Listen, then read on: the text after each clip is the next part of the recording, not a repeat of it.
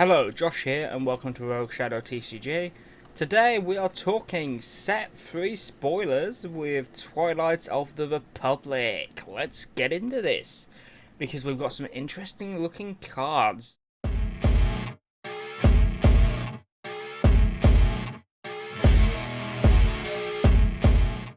If I was a betting man, which I shouldn't be because I already lost a bet on how these starter decks were going to turn out, I'm going to wager that these cards are all going to appear in the starter deck.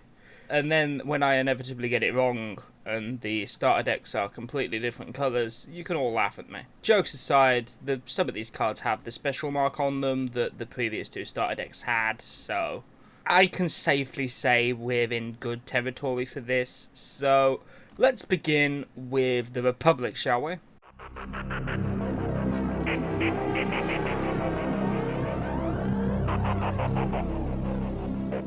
So, our first individual is Ahsoka Tano Snips, which is red and white. She comes out on 5, which I think is probably, with the exception of Kylo, probably the one of the lower end Force users to come out.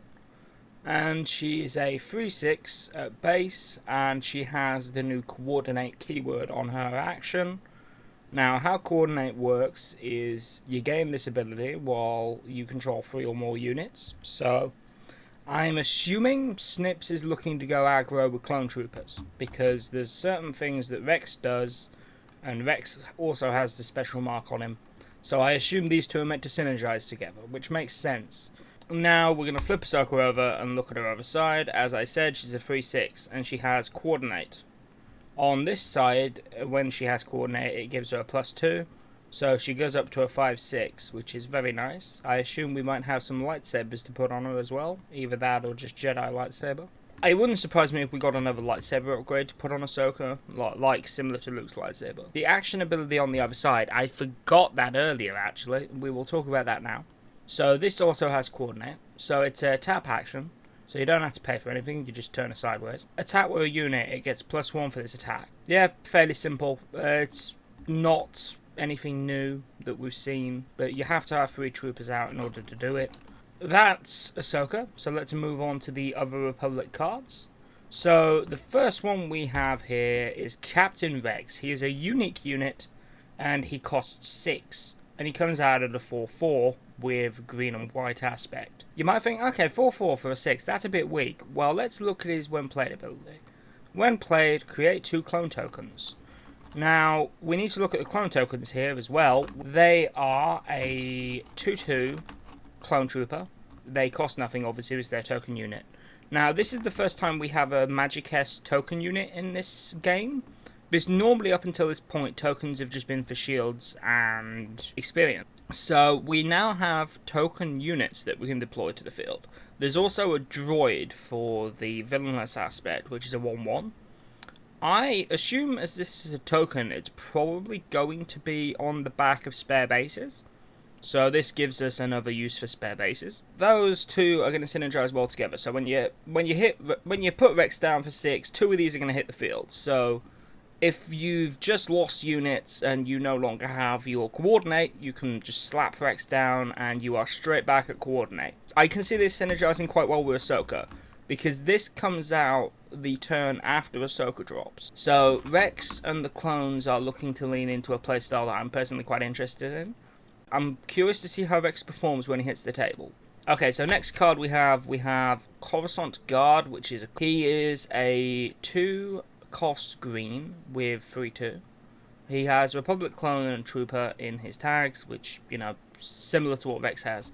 This guy has coordinate, and his coordinate gives him ambush. I very much like the artwork on this. A lot of the clone artwork so far appears to be phase 1. There's only like one phase 2 piece of artwork. But I'm going to be honest. As much as I like phase 2, I like my phase 1 boys. But yeah, for a 2 cost, this is very nice. The potential ambush as well later in the game when you have more units out is quite helpful. I don't see him surviving the charge, though, when he goes into the enemy. I'll say that much. The next one we are going to move to is Anakin Skywalker, Maverick Mentor. He has the special keyword as well, so naturally he's going to be in the Ahsoka deck. And pretty neatly, Ahsoka's on his artwork as well. I kind of like the idea that they're leaning into the Master and Apprenticeship side of their appearances in the Clone Wars. Force Jedi Republic, obviously, and he's a 6/6 at 5 cost. So, you know, not bad. His coordinate is on attack, draw a card. Okay, card draw. It's not the biggest thing in this game.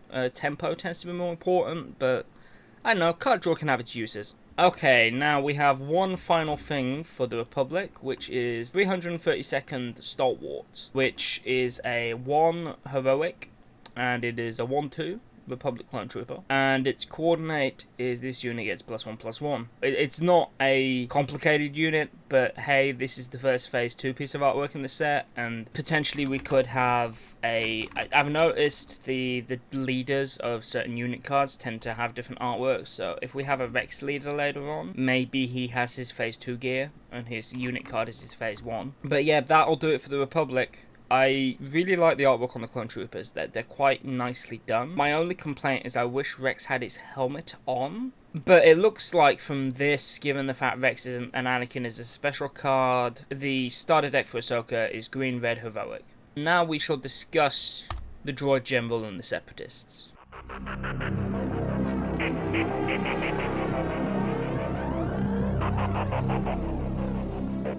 So Grievous doesn't have the same kind of setup. He's set up quite differently. He deploys at 6, but his main gimmick is the fact that, like Chewbacca, he gives Sentinels out, but only he gives it out to droids. It's for the phase, like Chewie. And then when we deploy him on the other side, we get the same again, but he gives the droid +1 instead on attack.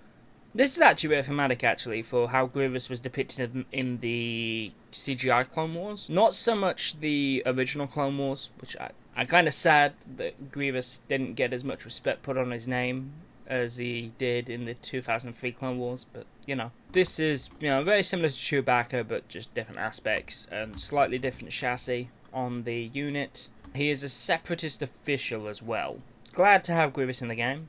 I do like myself some Republic and CIS stuff. Let's get on to the next card to look at, which is General's Guard.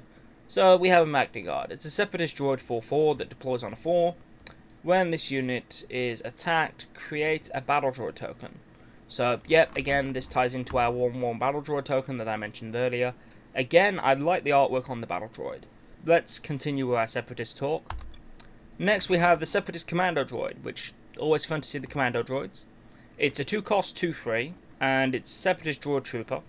While you control another Separatist unit, this unit gets Ray 2, which on attack you get +2. So that would make it, when you swing in with it, a 4/3. Which, yeah, okay. It's also cunning, which makes sense for the Commando Droid, because its whole gig is covert ops. This fits for me a lot better than Grievous's aspect choice.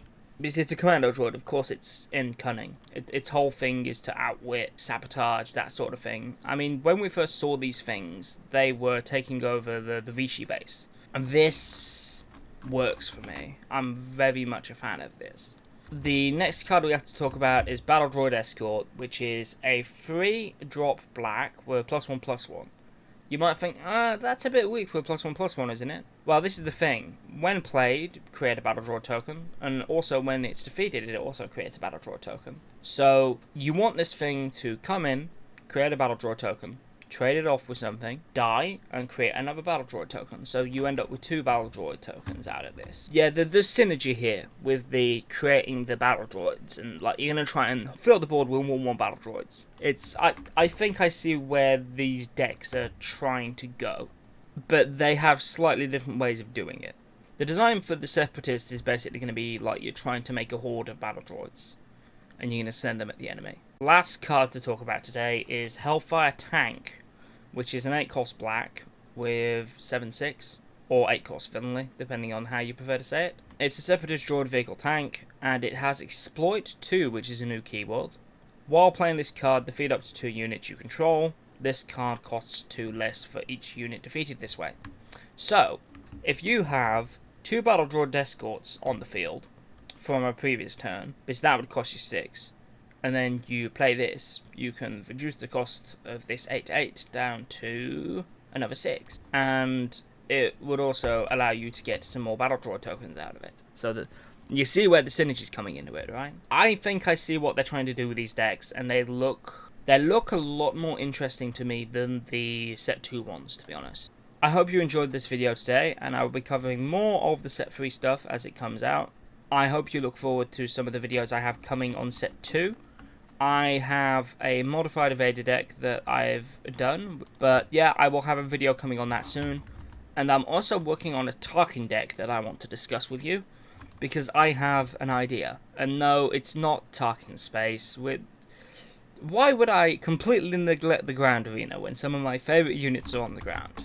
Ye of little faith. Anyway, that's going to be all, and I hope you guys have enjoyed the video. I'll see you around.